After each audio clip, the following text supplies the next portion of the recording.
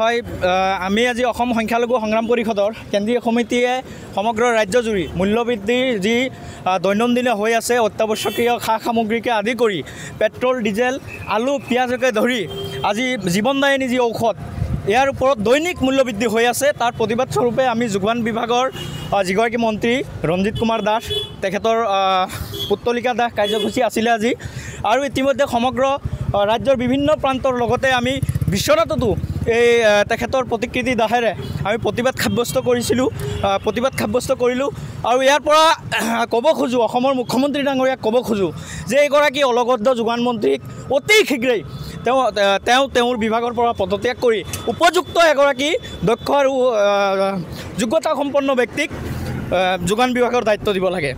চাওক আজি যেতিয়া যোগান বিভাগৰ মন্ত্ৰীগৰাকীক যদি প্ৰশ্ন কৰা হয় মূল্যবৃদ্ধিৰ ওপৰত তেখেতে তেওঁৰ আওতাত নপৰে বুলি তেওঁ উত্তৰ দিয়ে। গতিকে এনেকুৱা এজন অলগদ্ধ মন্ত্ৰী যোগান বিভাগটো চলাবলৈ একেবাৰে ব্যৰ্থ হৈছে। সেইকাৰণে আমি আজি প্ৰতিবাদ কৰিছোঁ যে অসম চৰকাৰে শীঘ্ৰেই এই যোগান বিভাগৰ মন্ত্ৰীগৰাকীক যোগান বিভাগৰ মন্ত্ৰীগৰাকীক অপসাৰণ কৰি তাত এগৰাকী উপযুক্ত ব্যক্তিক দায়িত্ব দিব লাগে। আৰু আপোনালোকে গম পাইছেই আজি দৈনন্দিন চলিবলৈ সৰ্বসাধাৰণ ৰাইজ মূল্যবৃদ্ধিত বাৰুকৈ প্ৰভাৱিত হৈ পৰিছে।